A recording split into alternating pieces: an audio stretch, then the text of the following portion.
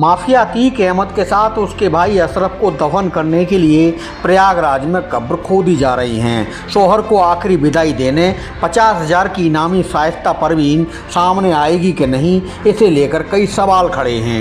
मारे गए अतीक के 5 बेटों में 2 उमर और अली पहले से जेल में बंद हैं। तीसरा बेटा असद 2 दिन पहले झांसी में यूपी एसटीएफ के साथ मुठभेड़ में मारा जा चुका है। बाकी बचे 2 नाबालिग बेटे वो भी बाल संरक्षण गृह में हैं। अतीक की बहन आयशा नूरी और 2 भांजी भी उमेश पाल हत्याकांड में आरोपी होने के चलते फरार हैं। ऐसे में अतीक और अशरफ को कंधा देने कौन रिश्तेदार और कौन उसके अपने पहुंचने वाले हैं, इस पर सबकी निगाहें जमी हैं। अतीक और उसके भाई अशरफ की प्रयागराज में शनिवार रात उस समय पुलिस हिरासत में गोली मारकर हत्या कर दी गई थी जब उनको पुलिस रिमांड के दौरान मेडिकल चेकअप के लिए ले जाया जा रहा था। 3 अपराधियों ने पुलिस की मौजूदगी में ही अतीक अशरफ पर अंधाधुंध गोलियां चलाई थी। हमले में अतीक और अशरफ की कई गोलियां लगने से मौके पर ही मौत हो गई थी, जबकि एक मीडिया कर्मी व एक पुलिसकर्मी घायल हो गए थे। अतीक और अशरफ की हत्या के बाद तीनों हमलावरों ने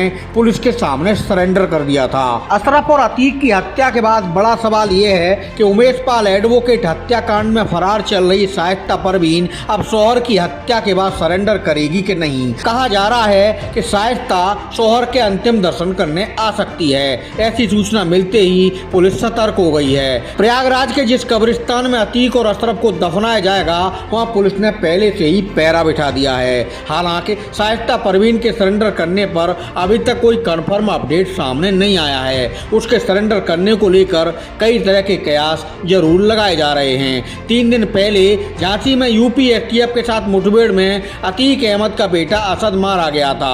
उस वक्त भी चर्चा थी कि बेटे की आखिरी विदाई में शाइस्ता पहुंच सकती है, मगर ऐसा हुआ नहीं। अब कहा जा रहा है कि बेटे, शौहर और देवर की मौत से शाइस्ता टूट गई है। उसके कुनबे की कई दशक से प्रयागराज में और कई जिलों में तूती बोलती थी, मगर अब उसका पूरा साम्राज्य तबाह हो चुका है। सबकी नजरें अतीक अशरफ की हत्या के बाद शाइस्ता परवीन की ओर जमी हैं। देखना यह है कि शाइस्ता परवीन आगे क्या करती है।